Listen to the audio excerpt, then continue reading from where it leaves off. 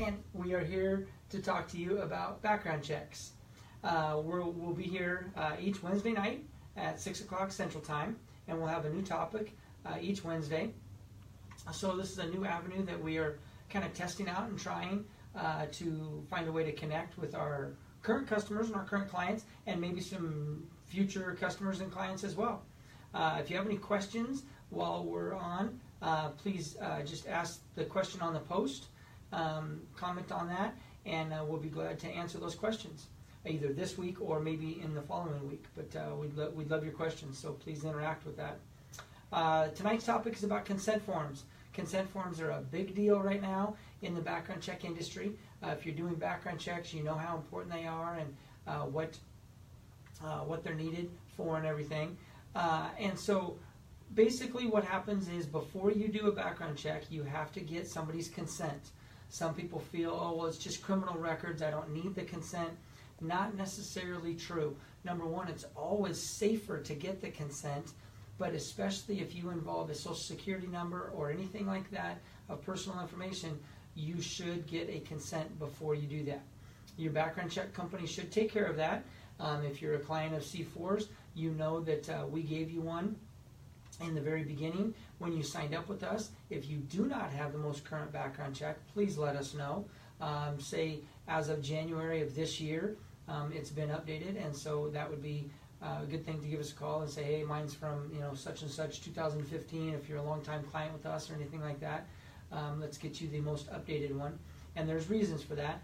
One of the reasons, I'll start by telling a story about a lawsuit, and there's been many, but one in particular happened late 2015, early 2016 with a grocery store chain down in the southeast. And what they were doing is they were attaching their consent form with their employment application, all in one form. And the government said, nope, you can't do that. And they were supposedly confusing the people into giving up their rights for a background check and everything, thinking that they had to do that in order to apply for the job. And so because of this, it became a class action lawsuit and ended up being over $13 million that they settled for in this lawsuit. And so the FCRA is very, very important to make sure that we are compliant with that. And we will help you with that here at C4. Our consent form has been changed a couple of times over the last year to make sure that we are compliant with that.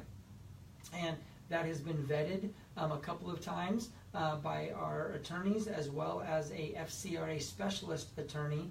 And all it really should have is the paragraph about the consent and the signature and the date.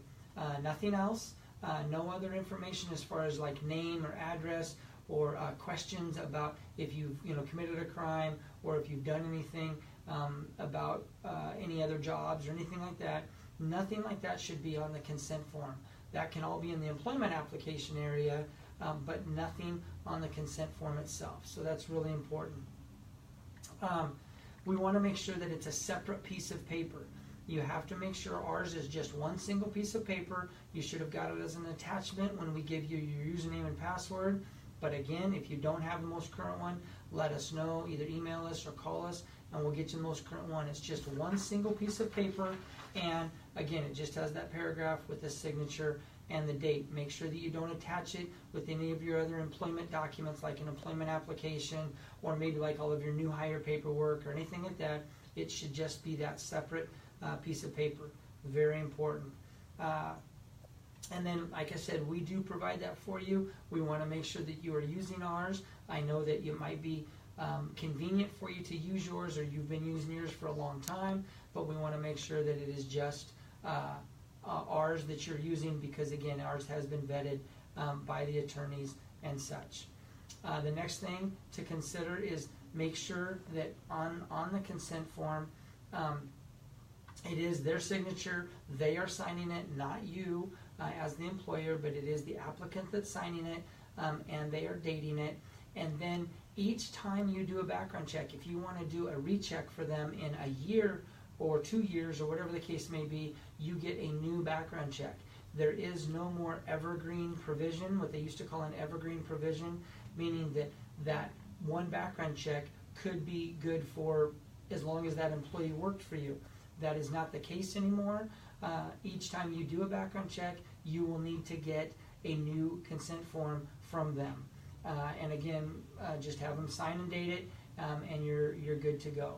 So you want to make sure that all of those things are what you're doing with your consent forms. If you have any questions, as always, please give us a call. Tune in next week, and we'll be talking more about background checks. We'll tell you where to get the form if you haven't called us, where to find it, and some other things about consent forms, as well as maybe even some new news that's coming out about them. Have a great night. Thanks for joining us, and we'll talk to you later.